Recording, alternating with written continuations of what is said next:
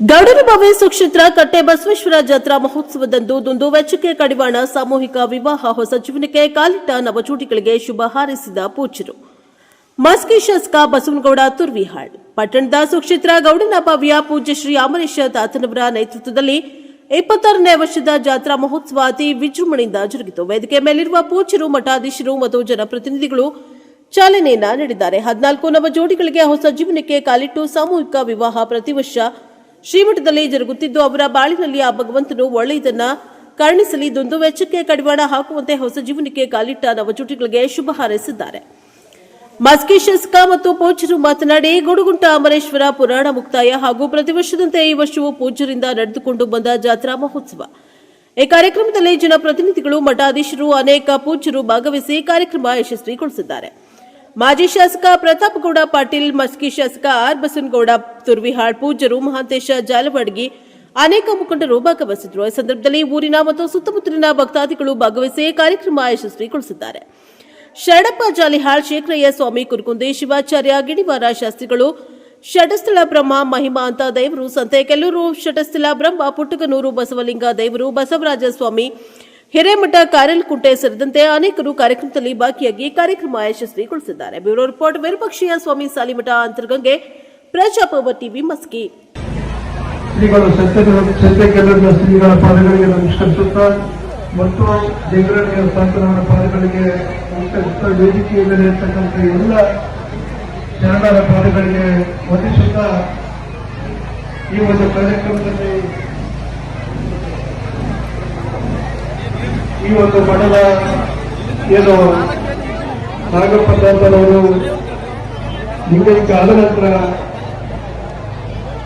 ಈ ಒಂದು ಮಂಡಲವನ್ನು ವಹಿಸಿಕೊಂಡಿರ್ತಕ್ಕಂಥ ಅಂಬರೀಶ್ ಅವರ ತಾತನವರ ಪಾದಗಳಿಗೆ ಕೂಡ ನಮಸ್ಕರಿಸುತ್ತಾ ಈ ಒಂದು ಕಾರ್ಯಕ್ರಮದಲ್ಲಿ ಮುಖ್ಯ ಅತಿಥಿಗಳಾಗಿ ತಮ್ಮನ್ನು ಉದ್ದೇಶಿಸಿ ಮಾತನಾಡಿರ್ತಕ್ಕಂಥ ಮಾಜಿ ಶಾಸಕರಾಗಿರ್ತಕ್ಕಂಥ ಸನ್ಮಾನ್ಯ ಪ್ರತಾಪಗೌಡ ಪಾಟೀಲ್ ಅವರೇ, ಮತ್ತೋರ್ವ ನಮ್ಮ ಪೇಡ್ ನಾಯಕರ ಅಧ್ಯಕ್ಷರು ಆಗಿರ್ತಕ್ಕಂಥ ಬಸವರಾಜ್ ಅವರೇ, ಈಗ ತಮ್ಮನ್ನು ಉದ್ದೇಶಿಸಿ ಮಾತನಾಡಿರ್ತಕ್ಕಂಥ ನ್ಯಾಯವಾದಿಗಳಾಗಿರ್ತಕ್ಕಂಥ ದಿಪ್ಪಣ್ಣಪ್ಪ ಅವರೇ, ಅನೇಕ ಮುಖಂಡಗಳಿದ್ದಾರೆ. ಇವತ್ತು ತಮಿಳುನಾಡಿದ್ದಾರೆ, ರಮೇಶ್ ಅವರಿದ್ದಾರೆ, ಅನೇಕ ವೇದಿಕೆ ಬೇರಿರ್ತಕ್ಕಂಥ ಎಲ್ಲ ಮುಖಂಡರುಗಳೇ ಮತ್ತು ಈ ಊರಿನ ಎಲ್ಲ ಸುತ್ತಮುತ್ತಲಿಂದ ಬಂದಿರತಕ್ಕಂಥ ಎಲ್ಲ ತಾಯಂದಿರೇ ಮತ್ತು ಹಿರಿಯರೇ ಮತ್ತು ನೂತನ ಮಗನರೇ, ಈಗಾಗಲೇ 10 ದಿನಗಳ ಕಾಲ ತಮಗೇನು ಪುರಾಣ ಪ್ರವಚನವನ್ನ ಗುಣಪಡಿಸಿರ್ತಕ್ಕಂಥ ಎಲ್ಲ ಶ್ರೀಗಳ ತಬಲಾಜಿಗಳ ಎಲ್ಲರಿಗೂ ಕೂಡ ನಾನು ವಂದಿಸುತ್ತಾ ಈ ಕಾರ್ಯಕ್ರಮದ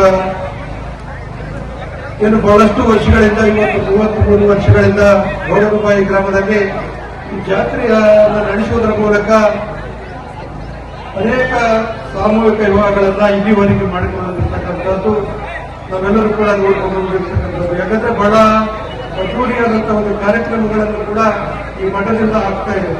ಹಿಂದೆ ಮುಖಂಡರ ಶ್ರೀಗಳ ಒಂದು ಆಶೀರ್ವಾದದಿಂದ ಲಿಂಗೈಕ್ಯ ನಾಗಪ್ಪ ತಾತನವರು 80ಕ್ಕೂ ಅಧಿಕ ಸಾಮೂಹಿಕ ಯೋಗವನ್ನು ಮಾಡುವುದರ ಜೊತೆಗೆ ಈ ಒಂದು ಗೌಡನಬಾವಿ ಗ್ರಾಮವನ್ನ ಒಂದು ಒಳ್ಳೆ ಗ್ರಾಮವನ್ನಾಗಿ ಇವತ್ತು ರೂಪಣೆಯನ್ನು ಮಾಡಿರ್ತಕ್ಕಂಥ ಶಕ್ತಿ ಇವತ್ತು ನಾಗಪ್ಪ ತಾತನವರು ಮಾಡಿದ್ದಾರೆ ಎನ್ನುವಂತ ಮಾತನ್ನ ಈ ಸಂದರ್ಭದಲ್ಲಿ ನಾನು ಹೇಳಲಿಕ್ಕೆ ಬಯಸ್ತೇನೆ. ಯಾಕೆ ನಮಗೆ ಮನುಷ್ಯರಾಗಿ ಇವತ್ತು ನಾವು ಬದುಕನ್ನು ಕಟ್ಕೊಳ್ಳುವಾಗ ಶಾಂತಿ ನೆಮ್ಮದಿಗಳನ್ನ ಕಟ್ಕೋಬೇಕಾಗಿದೆ. ಇವತ್ತು ನಾವೆಲ್ಲರೂ ಕೂಡ ಒಂದು ಶರಣರ ನುಡಿಗಳನ್ನು ಆಲಿಸಿದಾಗ 10 ದಿನಗಳ ಕಾಲ ನಾವೇನೋ ಅವರು ಬರ್ತಕ್ಕಂಥ ಈ ಪುರಾಣ ಪ್ರವಚನಗಳಲ್ಲಿ ಬರ್ತಕ್ಕಂಥ ಅನೇಕ ನುಡಿಗಳನ್ನ ನಾವೆಲ್ಲರೂ ಕೂಡ ಕೇಳಿರ್ತೀವಿ. ಅದರಲ್ಲಿ ಬರ್ತಕ್ಕಂಥ ಏನಿದಾವ ನುಡಿಗಳು, ಆ ನುಡಿಗಳ ಮುತ್ತಳನ್ನ ನಾವು ಆಲಿಸಬೇಕಾಗಿದೆ. ನಮ್ಮ ಪರವಾಗಿ ನಮಗೆ ಏನು ಬದುಕನ್ನ ಯಾವ ರೀತಿಯಾಗಿ ಕಟ್ಕೋಬೇಕು ಅನ್ನುವಂತ ನುಡಿಗಳನ್ನ ಶ್ರೀಗಳು ನಮಗೆ ಪುರಾಣ ಪ್ರವಚನಗಳಲ್ಲಿ ಹೇಳಿಕೊಡ್ತಾರೆ.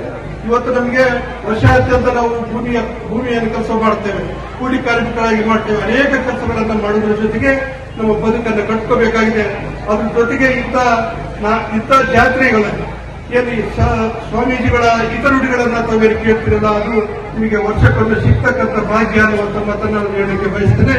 ಇವತ್ತೇನು ಬಹಳ ಬೆಳಕಿನಿಂದಲೂ ಕೂಡ ಈ 10 ದಿನದ ಜೊತೆಗೆ ಈ ದಿನ ಬೆಳಕಿನಿಂದಲೂ ಕೂಡ